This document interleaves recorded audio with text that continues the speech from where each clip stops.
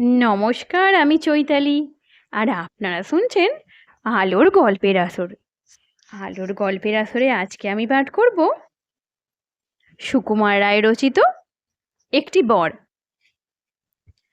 একটি অন্ধ ভিখারি রোজ মন্দিরে পুজো করতে আসে। প্রতিদিন ভক্তি ভরে পূজা শেষ করে মন্দিরের দরজায় প্রণাম করে ফিরে আসে। মন্দিরের পুরোহিত সেটা ভালো করে লক্ষ্য করে দেখেন। এইভাবে কত বৎসর কেটে গেছে কেউ জানে না।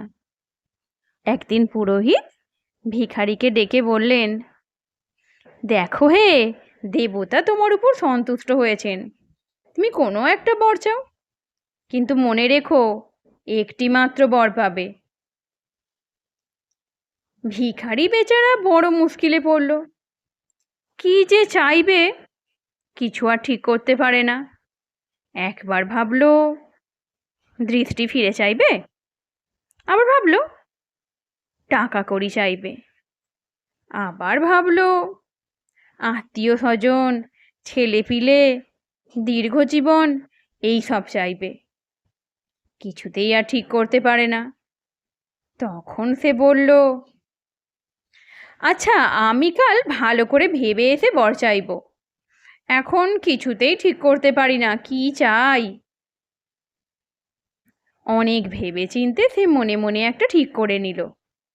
তারপর মন্দিরে গিয়ে পুরোহিতকে বলল, পুরুত ঠাকুর, আপনাকে অনেক অনেক ধন্যবাদ দিচ্ছি। আপনি আমার বড় উপকার করলেন।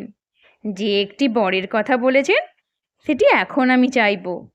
মনে রাখবেন, একটি মাত্র বর আমি চাচ্ছি। আমি এই বর চাই যে মরবার আগে যেন আমার নাতিকে 6 তলা বাড়ির মধ্যে বসে সোনার থালায় পায়েস খেতে স্বচক্ষে দেখে যেতে পারি। এই এক বরে ভিখারি চোখের দৃষ্টি ফিরে পেল, ধন জন পেল, ছেলে পিলে নাতি নাতনি পেল, দীর্ঘ জীবন পেল। আজকের গল্প এখানেই সমাপ্ত। গল্প পাঠ কেমন লাগলো কমেন্টসে জানাতে ভুলবেন না। ধন্যবাদ।